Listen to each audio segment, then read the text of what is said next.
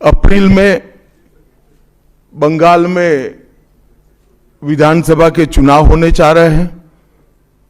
भय, भ्रष्टाचार, कुशासन और घुसपैठ की जगह विरासत, विकास और गरीब कल्याण की एक मजबूत सरकार बनाने का बंगाल की जनता का संकल्प बंगाल में जहां पर भी जाते हैं वहां दिखाई पड़ता है। तृणमूल कांग्रेस के 15 साल के शासन में भय, भ्रष्टाचार और कुशासन और विशेषकर घुसपैठ से बंगाल की जनता चिंतित भी है, भयभीत भी है और आशंकित भी है। हम भारतीय जनता पार्टी के सभी कार्यकर्ता बंगाल की जनता को आश्वासन भी देना चाहते हैं और वादा भी करना चाहते हैं कि मोदी जी के नेतृत्व में बंगाल में भारतीय जनता पार्टी की सरकार बनने के साथ ही यहां की विरासत को हम पुनर्जीवित करेंगे। विकास की गंगा फिर से बड़ी तेज गति से बहेगी और गरीब कल्याण जो बंगाल का आज बहुत महत्वपूर्ण मुद्दा बना है, देश भर में जहां जहां एनडीए सरकार है, भाजपा सरकारें हैं, हमने गरीब कल्याण को प्राथमिकता दी है। यहां पर भी गरीब कल्याण को प्राथमिकता दी जाएगी और इस सब के साथ साथ एक ऐसी मजबूत राष्ट्रीय ग्रिड बनाएंगे जो बंगाल से घुसपैठ को समाप्त कर देंगी। इंसान छोड़ दीजिए, परिंदा भी पैर नहीं मार पाए, इस प्रकार की एक मजबूत ग्रिड की रचना हम करेंगे और न केवल घुसपैठ रोकेंगे, सारे घुसपैठियों को चुन चुन कर भारत के बाहर निकालने का काम भी भारतीय जनता पार्टी की बंगाल सरकार करेगी। आज ममता बनर्जी के नेतृत्व में भ्रष्टाचार के कारण पूरे बंगाल का विकास एक प्रकार से थम गया है। मोदी जी की सारी लाभकारी योजनाएं जो पूरे देश में गरीबी का उन्मूलन कर रही है, यहां पर टोल सिंडिकेट के भेंट चढ़ चुकी हैं और हर योजना डेड एंड पर पहुंच चुकी है। 14 सालों से भय और भ्रष्टाचार ये बंगाल का पहचान बना हुआ है। बीजेपी सरकार का संकल्प 15 अप्रैल 2026 के बाद जब भाजपा सरकार बनेगी, बंग गौरव, बंग संस्कृति, उसके पुनर्जागरण की हम फिर से शुरुआत करेंगे और विवेकानंद जी, बंकिम बाबू और गुरुवर टैगोर और श्यामा प्रसाद मुखर्जी के स्वप्न का बंगाल बनाने का हम फिर से एक बार प्रयास करेंगे। और आज मैं फिर से एक बार कहना चाहता हूं, भारतीय जनता पार्टी के लिए ये बंग भूमि बहुत पवित्र और बहुत मायने रखने वाली है, क्योंकि हमारी स्थापना, भारतीय जनता पार्टी की स्थापना, भारतीय जनसंघ की स्थापना यही बंग भूमि के बड़े नेता श्यामा प्रसाद मुखर्जी ने की है। भारतीय जनता पार्टी की स्थापना से स्वामी विवेकानंद और बंकिम चंद्र चट्टोपाध्याय, इनका अनुकरण भारतीय जनता पार्टी ने अपने सभी सिद्धांतों के अंदर किया है। मित्रों, आज जब मैं कह रहा हूं कि इस बार 26 के बंगाल के विधानसभा चुनाव में बंगाल में हमारी सरकार बनेगी, इसका मजबूत आधार भी भारतीय जनता पार्टी के पास है। मैं आपको 2014 से 2024 तक के चुनाव के यात्रा के परिणामों को बताना चाहता हूं। 2014 के लोकसभा चुनाव में हमें 17% वोट मिले थे और 2 सीटें मिली। मेरी बात जरा सभी पत्रकार बंधु ध्यान से सुने। 2014 के चुनाव में हमें 17% वोट और 2 सीट मिले थे। 2016 के विधानसभा चुनाव में हमें 10% वोट मिले और विधानसभा की केवल 3 सीटें मिली थी। फिर 14 से 19 के बाद 19 के लोकसभा चुनाव में हमें 41%, 41% वोट मिले और 18 सीटें मिली। और 21 के विधानसभा चुनाव में हमें 38 वोट मिले और 77 सीटें मिली। ये बहुत बड़ा अंतर है। जिस पार्टी को केवल 3 सीट मिले थे, वो पार्टी 5 साल के ही अंतराल में 77 सीट प्राप्त करी। और इसका नतीजा देखिए, कांग्रेस जिसकी एक प्रकार से स्थापना ही बंगाल से शुरू हुई, वो कांग्रेस पार्टी बिग जीरो पर पहुंच गई। और 34 साल तक शासन करने वाला कम्युनिस्ट गठबंधन भी एक भी सीट प्राप्त नहीं कर पाया और हमने मुख्य विपक्ष का स्थान प्राप्त किया। आज शुभेंदु जी मेरे साथ यहां पर बैठे हैं, वो हमारे प्रतिपक्ष के नेता हैं। 24 के चुनाव में भी हमने 39% वोट प्राप्त किया, 12% सीट प्राप्त की, 12 सीटें प्राप्त की। और 26 में हम निश्चित रूप से प्रचंड बहुमत के साथ भारतीय जनता पार्टी की सरकार बनाने वाले हैं। मित्रों, ये 24 से अब तक का समय भारतीय जनता पार्टी के लिए बहुत शुभांकर सिद्ध हुआ है। 24 में लगातार तीसरी बार नरेंद्र मोदी जी इस देश के प्रधानमंत्री बने। उसके बाद महाराष्ट्र में, हरियाणा में, दिल्ली में और अब बिहार में भारतीय जनता पार्टी की सरकारें बनी हैं। 24 के चुनाव में उड़ीसा और आंध्र प्रदेश में भी पूर्ण बहुमत की भाजपा की और एनडीए की सरकार बनी है।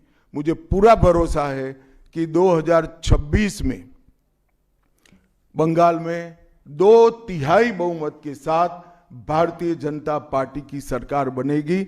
ये बंगाल की जनता तय कर बैठी है।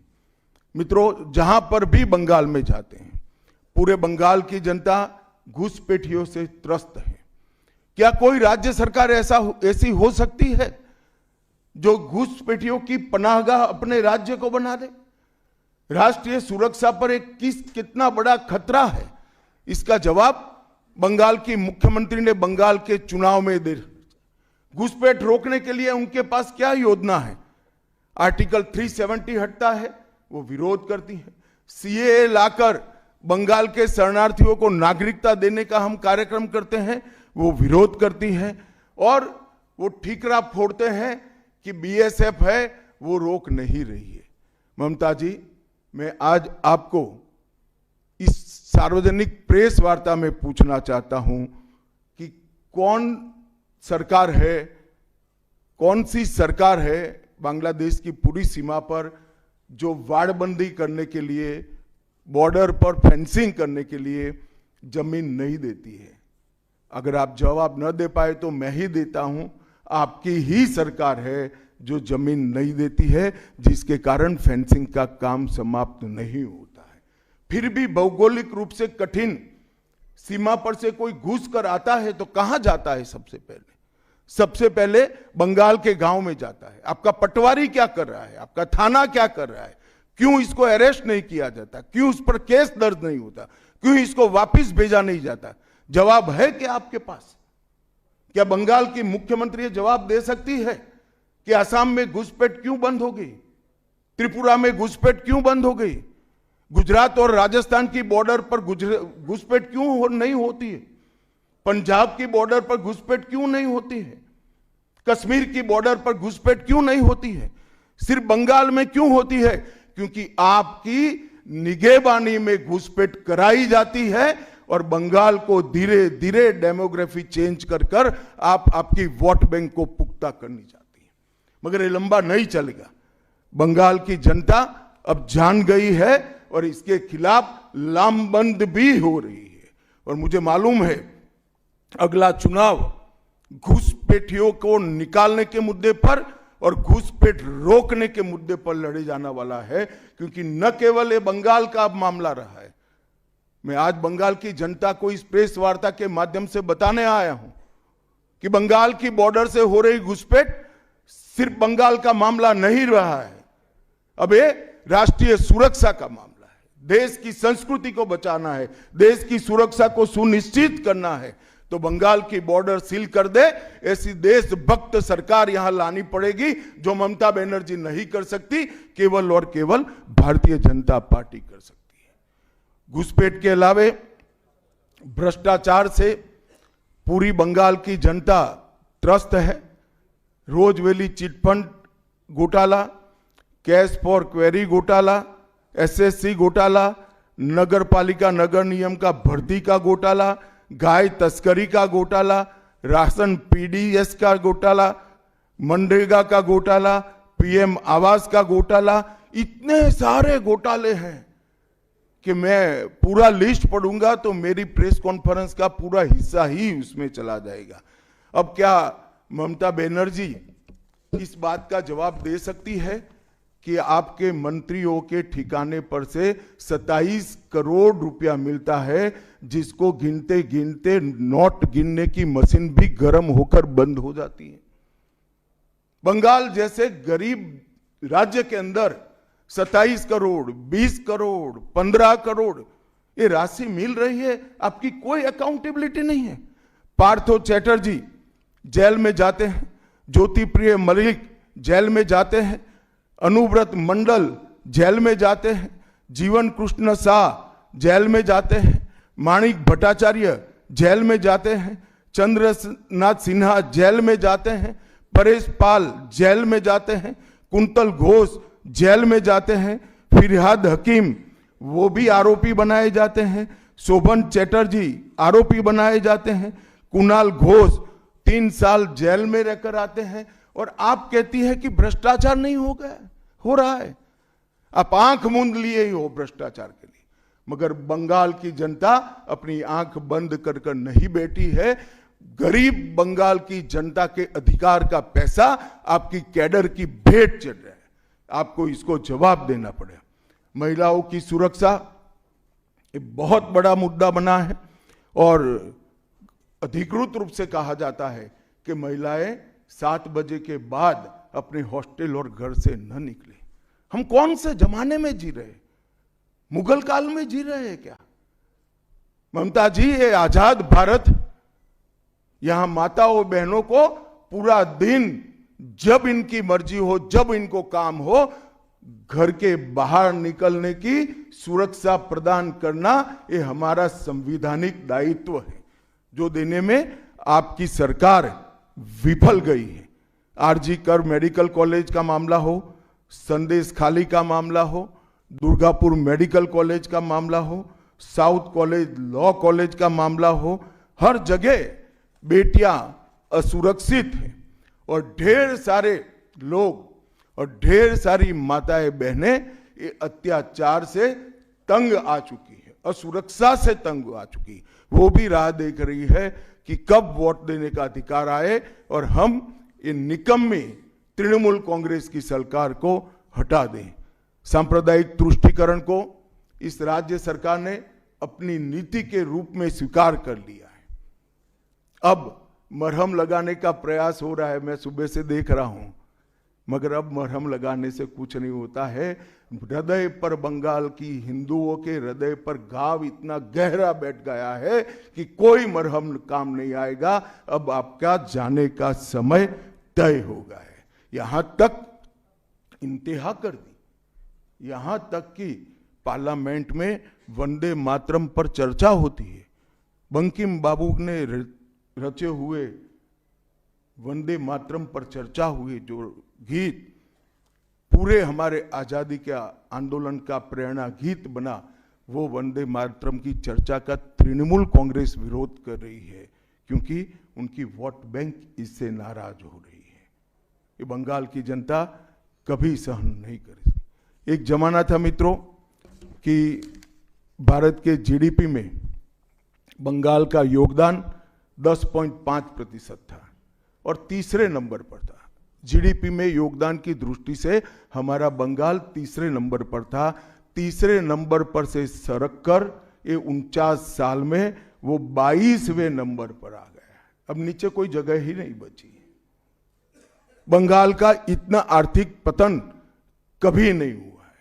कम्युनिस्टों के शासन के पहले, तृणमूल के शासन के पहले प्रति व्यक्ति बंगाल की आय राष्ट्रीय औसत से 127% ज्यादा थी। 127%।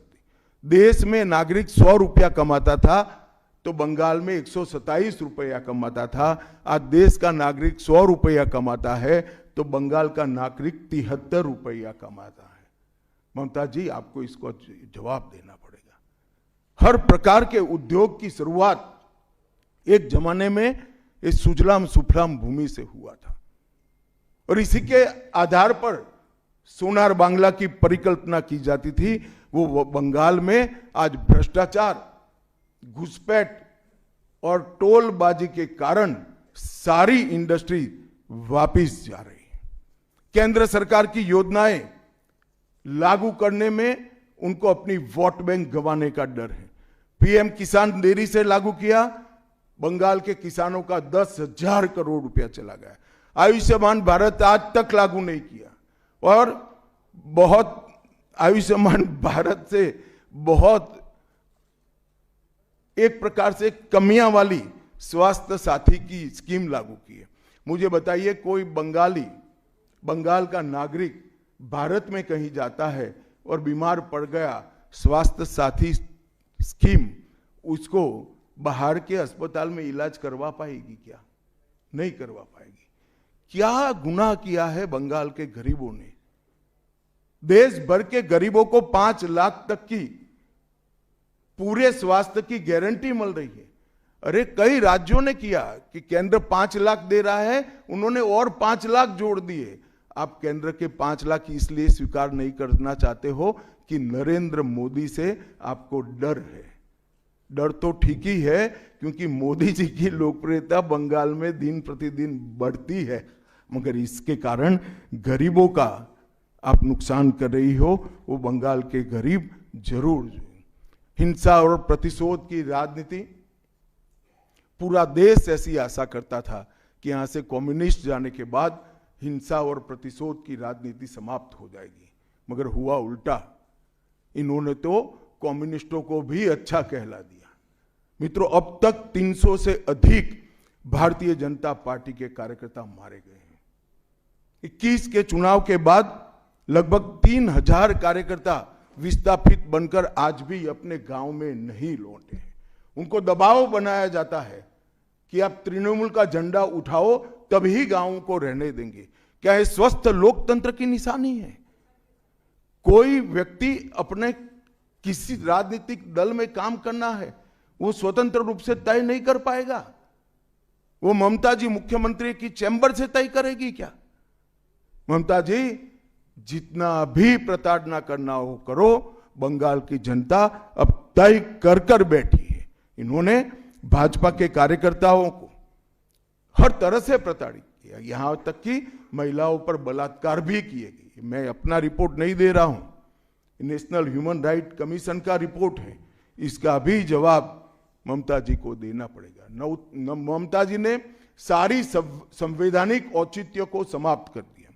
किसी भी राज्य में प्रधानमंत्री जाते हैं तो वो देश के प्रधानमंत्री होते हैं। कई राज्यों में हमारी सरकार नहीं, कहीं ऐसा व्यवहार नहीं होता। वंदे भारत ट्रेन देने प्रधानमंत्री आते हैं, ममता जी स्टेज पर नहीं जाती हैं। कई प्रकार के भारत सरकार के सुप्रीम कोर्ट के आदेश से बने हुए, मेरी बात ध्यान से सुनिएगा, सुप्रीम कोर्ट के आदेश से बने हुए भारत सरकार के डीओपीटी के रूल्स ये तोड़ देती है, मरोड़ देती है। डीजीपी और मुख्य सचिवों की अपॉइंटमेंट में मनमानी करती है। रिटायर्ड होने के बाद सलाहकार बनाकर प्रॉक्सी डीजीपी और प्रॉक्सी सीएस बैठाने का काम करती है। ये 34 साल कम्युनिस्टों का शासन और 15 साल टीएमसी का शासन, ये केंद्र विरोधी मानसिकता बंगाल की जनता में खड़ा कर हमारी संविधान की स्पिरिट थी, उस स्पिरिट का कंप्लीट इन्होंने अनादर करने का काम किया है। ममता बनर्जी के शासन में सिंडिकेट, तोलबाजी, कट मनी, न केवल वो सिस्टम को बढ़ावा दिया है, यहां कमाई करने का अधिकार एक ही व्यक्ति को है, भाइपों को है और किसी को कमाई करने का अधिकार नहीं है, सब में हिस्सेदारी देनी पड़ती है। बंगाल एक जमाने में सब बात में सबसे पहले था। सबसे पहला मोटर कारखाना पश्चिम बंगाल में लगा, सबसे पहला पावर प्लांट 1887 में बंगाल में लगा, सबसे पहली कोयलरी बंगाल में आई, सबसे पहला स्टील प्लांट बंगाल में लगा, देश की सबसे पहली हाई राइज बिल्डिंग बंगाल में बनी, देश की सबसे पहली जूट मिल बंगाल में बनी, देश की पहली मेट्रो ट्रेन बंगाल में आई, एक ही शहर में 2 पोर्ट एक ही जगह है बंगाल में है, और देश की सबसे पहली आधुनिक यूनिवर्सिटी कलकत्ता यूनिवर्सिटी भी बंगाल में बनी, और विश्व प्रसिद्ध विश्व भारती यूनिवर्सिटी भी, जिसने भारतीय शिक्षा के कंसेप्ट को जमीन पर उतारा, वो भी बंगाल में बनी। मगर ममता जी, आप गौरव मत करिएगा, इसमें से कुछ आपके समय में नहीं हुआ है। ये जो करने वाले थे, उनके पूरे रिदम को, इनकी लय को, बंगाल की विकास की गति को तोड़ने का आप काम करें। बंगाल आज इंडस्ट्रियल रूप से कंप्लीटली बर्बाद हो चुका है, और ये आपके शासन में ही हुआ है। आधा अधूरा तो कम्युनिस्ट बेचारे कर कर गए थे, आपने तो पूरा ही समाप्त कर दिया। सिंडिकेट राज, तालेबाजी, शत्रुतापूर्ण माहौल, इसके कारण 2011 से 25 के बीच में 7000 से ज्यादा कंपनियां बंगाल छोड़कर बंगाल के बाहर चली गई। और मित्रों, ये बहुत बड़ा सेटबैक बंगाल के आर्थिक विकास के लिए है। मित्रों, बंगाल स्वामी विवेकानंद, बंकिम चंद्र चट्टोपाध्याय, शरद चट्टोपाध्याय, महर्षि अरविंद, ईश्वर चंद्र विद्यासागर और कवि गुरु टैगोर जैसे महापुरुषों की धरती है। यही धरती पर नेताजी सुभाष चंद्र बोस, अमर शहीद खुदीराम बोस, वाघा जतीन, रविंद्रनाथ सन्याल, रास बिहारी बोस, मास्टर सुरेश सेन, प्रफुल्ल चाकी, वीणा दास, कल्पना दत्त, ये सभी ने देश की आज़ादी के लिए आह्लेख जगाया था। यहीं पर कई सारे फिल्मकार मिले, संगीतकार मिले, चित्रकार मिले। इस भूमि ने कई सारे दुनिया को प्रभावित करने वाले संत भी दिए। वो बंगाल आज ऐसे कगार पर पहुंच गया है कि अगर एक घुसपैठ की बयार रोकी नहीं गई तो बंगाल का अस्तित्व भी खतरे में है। ऐसा स्पष्ट रूप से समाज जीवन को जानने वाले सभी लोग मानते हैं।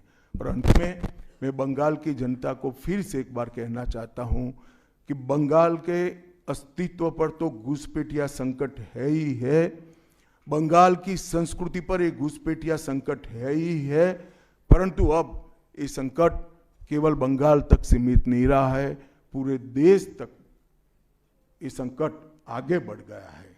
मेरा आप सभी से करबद्ध निवेदन है, आपने लंबे समय तक कांग्रेस को मौका दिया, 34 साल तक कम्युनिस्ट पार्टी को मौका दिया, 15 साल तक ममता बनर्जी को मौका दिया। इनका ट्रैक रिकॉर्ड नीचे नीचे नीचे गिराने का है, अब इससे नीचे कोई जगह नहीं बची है।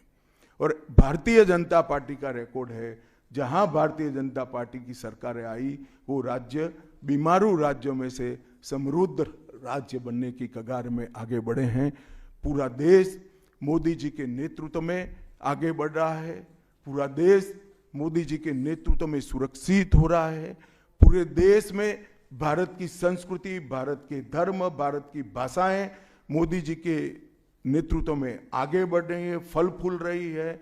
बंगाल की जनता को मैं विनती करता हूं कि मोदी जी के नेतृत्व में पूर्ण बहुमत की, प्रचंड बहुमत की एक भारतीय जनता पार्टी की सरकार बनाइए। हम कवि गुरु की कल्पना का, विवेकानंद की कल्पना का, बंकिम बाबू की कल्पना का बंगाल बनाएंगे, सोनार बांग्ला बनाएंगे, और निश्चित रूप से काम भारतीय जनता पार्टी की सरकार ही कर सकती है, ऐसा मेरा विश्वास है। तो फिर से एक बार समग्र बंगाल की जनता को करबद्ध निवेदन में करना चाहता हूं कि बंगाल में हमें पूर्ण बहुमत दीजिए। बंगाल और पूरे भारत को सुरक्षित करने के लिए ये चुनाव में बाकी सारी चीजें छोड़कर भारतीय जनता